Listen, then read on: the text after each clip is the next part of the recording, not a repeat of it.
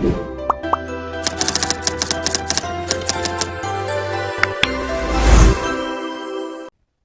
बच्चों, मैं भावेश्वर वापस आ गया हूं लेकर अपना नया वीडियो।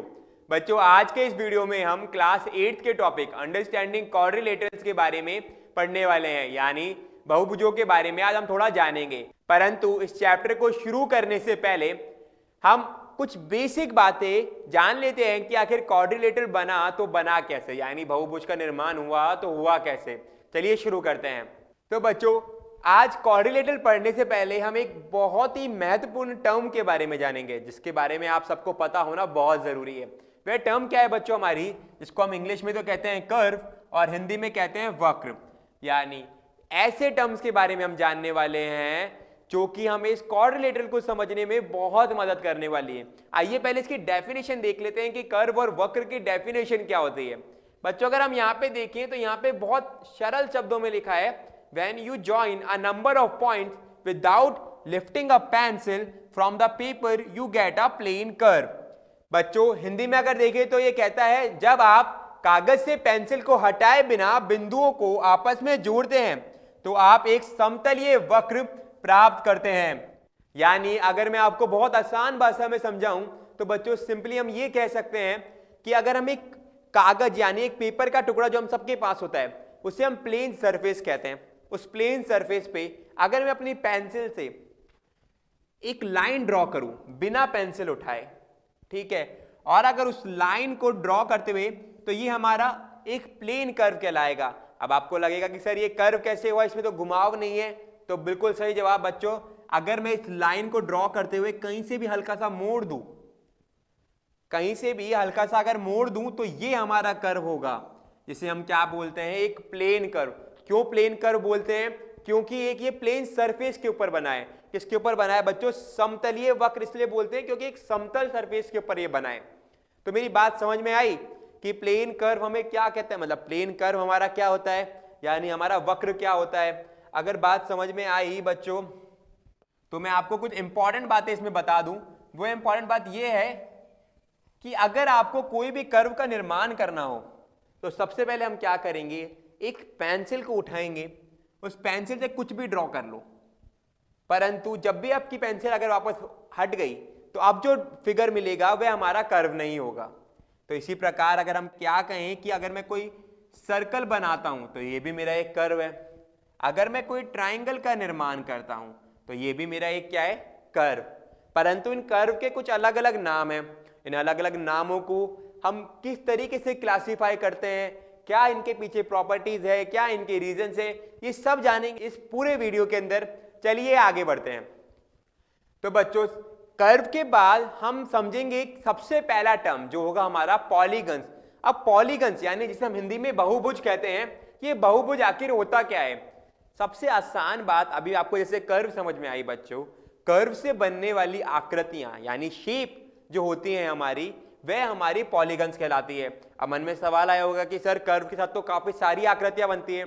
तो हाँ बच्चों, उन सारी आकृतियों को अगर एक साथ कुछ नाम देना हो तो वह हमारी क्या कहलाती है बच्चों, पॉलीगन्स यानी बहुभुज।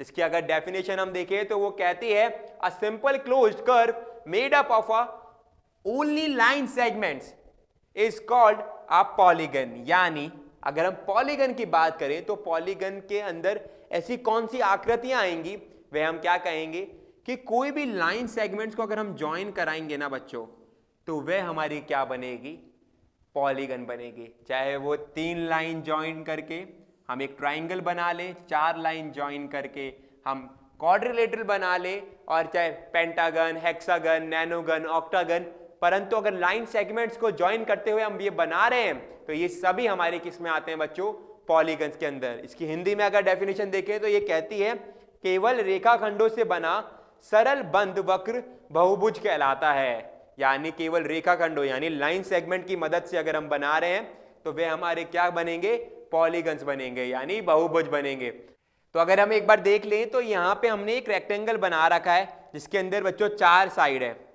जिसके अंदर हमारे पास 4 साइड है, इसलिए हमने इसको एक रेक्टेंगल बोला। परंतु ये भी किस में आता है, हमारे पॉलीगन के अंदर। यहाँ पे हमने एक हेक्सागन ले रखा है जिसकी 6 साइड है बच्चों, और यहाँ पे हमने एक क्या ले रखा है बच्चों, ऑक्टागन, जिसके अंदर 8 साइड है। परंतु अगर हम इन सब की बात करें, ट्राइंगल से लेके जितनी भी हमारी साइड्स को यूज करते हुए बनती हैं, वे हमारी क्या कहलाते हैं बच्चों? पॉलीगन। क्या कहलाता है हमारा? पॉलीगन, जिसे हम हिंदी में क्या कहते हैं? बहुभुज के नाम से जानते हैं। तो बच्चों अगर पॉलीगन समझ में आया तो आगे बढ़ते हैं। पॉलीगन के बाद देखते हैं कि कितने प्रकार के पॉलीगन्स हम पढ़ते हैं, या फिर जनरली जिन पॉलीगन्स के बारे में हम बात करते हैं एक बार उनका नाम देख लेते हैं। बच्चों अगर हम बात करें पॉलीगन्स के बारे में, यानी बहुभुजों के प्रकार के बारे में, क्लासिफिकेशन के बारे में, तो हम देखते हैं कि किस प्रकार इसको हम क्लासिफाई करते हैं। सबसे पहले हम देखेंगे कि हमने अक्सर सुना होगा ट्राइंगल के बारे में, यानी त्रिभुज के बारे में। बच्चों जो हमारा त्रिभुज होता है वह हमारा सबसे पहला पॉलीगन होता है। ऐसा क्यों होता है कि ये हमारा सबसे पहला पॉलीगन है? वो इसलिए बच्चों कि अगर मैं दो लाइन को जोड़ दूं या दो लाइन की मदद से कोई आकृति बनाने की कोशिश करूं तो ऐसा संभव नहीं है, परंतु इन्हीं दो लाइन को अगर मैं किसी तीसरी लाइन से जोड़ दूं तो एक आकृति प्राप्त होती है, जिसको हम किस नाम से बुलाते हैं? ट्राइंगल के नाम से बुलाते हैं। और वो दिखती कुछ इस प्रकार है, जिसके अंदर कितनी साइड होती है बच्चों? 3 साइड होती है। आपको समझ में आया कि ट्राइंगल हमारा फर्स्ट पॉलीगन होता है। और फर्स्ट पॉलीगन क्यों होता है? क्योंकि 3 लाइन की मदद से हम कोई आकृति प्राप्त कर सकते हैं। आगे बढ़ते हैं और अगले पॉलीगन के बारे में जानते हैं, जो है हमारा क्वाड्रिलेटरल। क्वाड्रिलेटरल जिसे हम हिंदी में चतुर्भुज के नाम से जानते हैं, बहुत ही आसान है। अगर हम 4 लाइन सेगमेंट को आपस में जोड़े तो हमें एक क्वाड्रिलेटरल प्राप्त होगा। अब अलग अलग प्रकार के क्वाड्रिलेटरल होते हैं, परंतु आप यहाँ पे कुछ एक इसको देखकर समझ सकते हैं कि ऐसे 4 लाइन सेगमेंट को हमने जोड़ा तो हमें एक चतुर्भुज की प्राप्ति हुई। अगर हमें ये समझ में आया तो आज इसी क्लास के अंदर हम क्वाड्रिलेटरल के बारे में पढ़ने वाले हैं, जिसको हम और अच्छे से समझेंगे, जिसकी अलग अलग क्वाड्रिलेटरल्स की प्रॉपर्टीज के बारे में बात करेंगे। अगर आपको ये समझ आएगा तो आपको इस चैप्टर में बड़ी आसानी होगी और क्लास 9th एंड 10th के अंदर भी आपको इस चैप्टर से आसानी मिलेगी।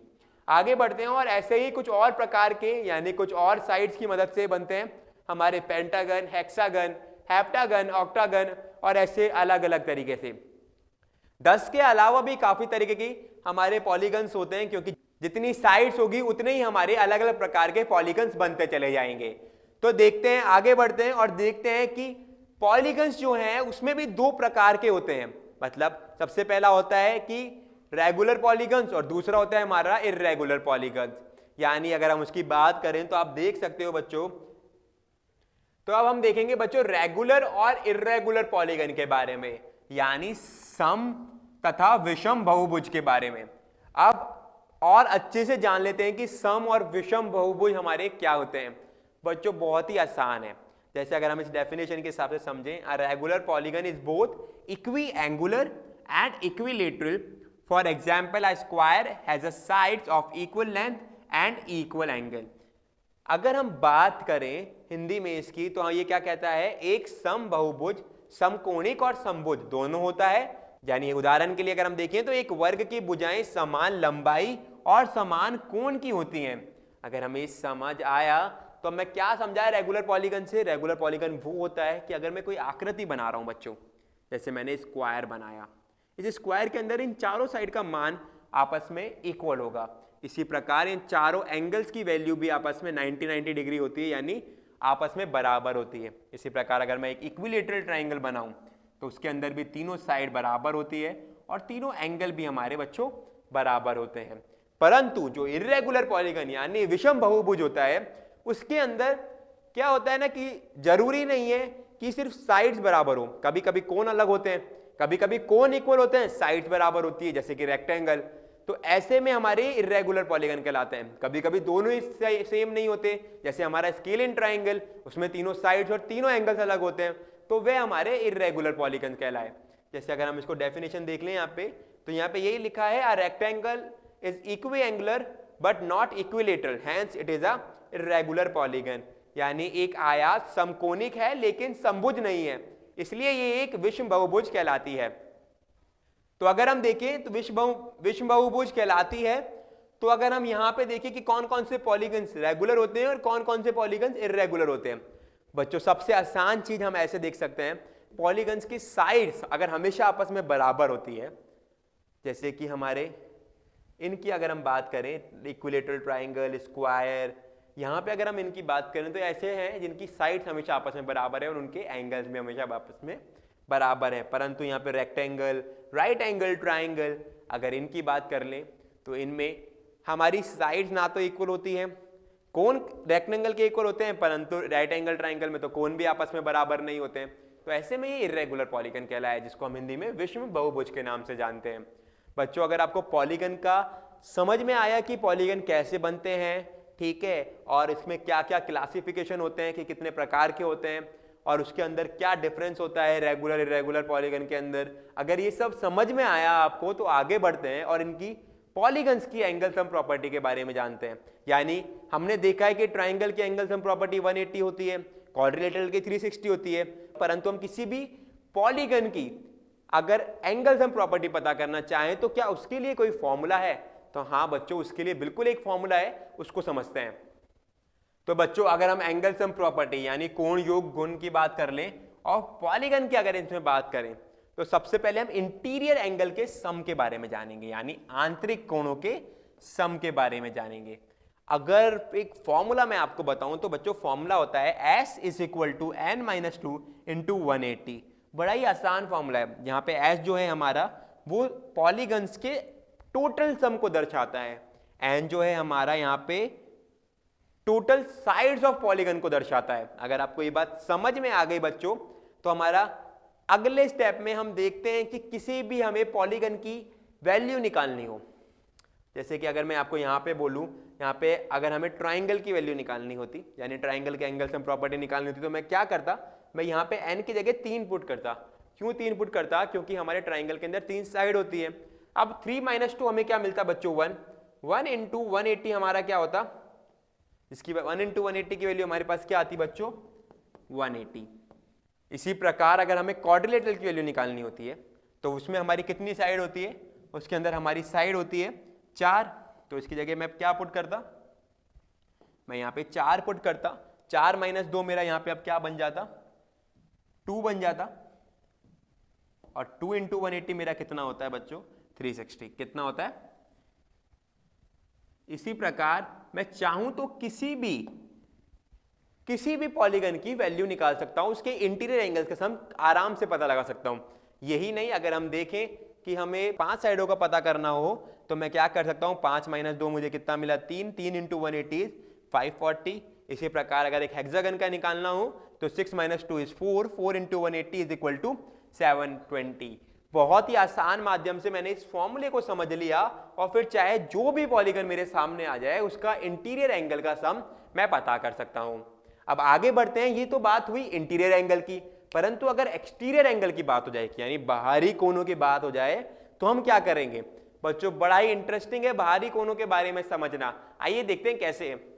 बच्चों, जो हमारे एक्सटीरियर एंगल होते हैं ना, यानी जो बाह्य कोण जिसे हम बोलते हैं, उसमें मजे की बात यह है कि आप कितने ही पॉलीगन बना लो, कितनी ही साइड के पॉलीगन ले आओ, आप हमेशा ये बात याद रखना, जो एक्सटीरियर एंगल होता है उसके मतलब हमारे कोई भी पॉलीगन बना लो आप, उसके एक्सटीरियर एंगल को अगर आप जोड़ोगे यानी उनका सम करोगे तो उसकी वैल्यू हमेशा 360 डिग्री आएगी।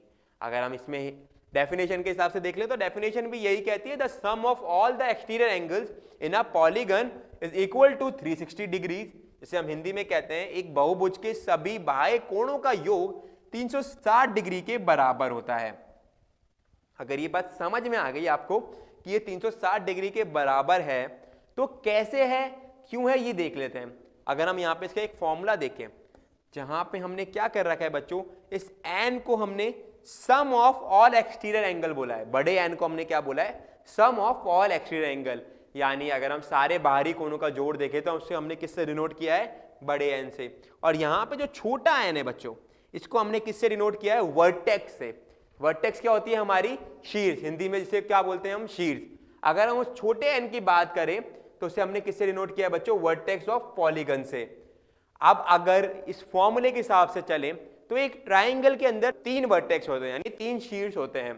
तो अगर मैं यहां पे n की जगह 3 पुट कर दूं, आप देख रहे हैं n की जगह अगर मैं 3 पुट कर दूं यहां पे तो मेरा फॉर्मूला हो जाएगा 180 इंटू 3 माइनस 180 इंटू 3 - 2 इज 1।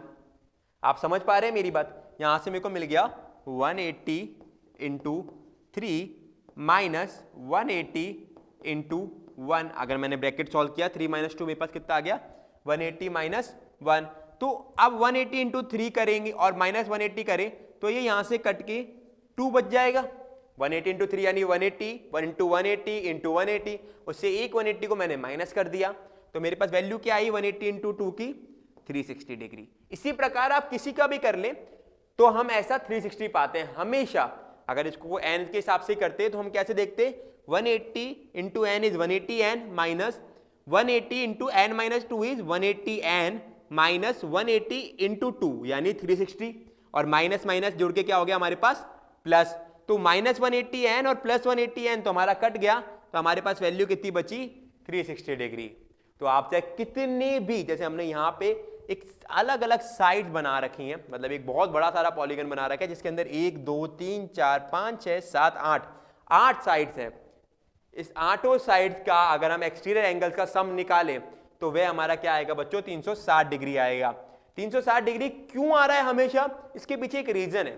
अगर आप इन एंगल्स को उठाते हो और अरेंज करते हो एक साथ तो आप देखेंगे कि आप एक सर्कल को बनता हुआ पा रहे हैं। यानी अगर तीन ट्राइंगल से भी हो, क्वाड्रिलेटरल से हो, किसी से भी हो, अगर आप इन एक्सटीरियर एंगल्स को उठाकर एक साथ मिलाने की कोशिश करते हैं तो एक सर्कल का निर्माण होता है। और हमेशा हम जानते हैं जब भी सर्कल बनता है तो वह कैसे बनता है, जब एक एंगल पूरा फुल रोटेशन करता है।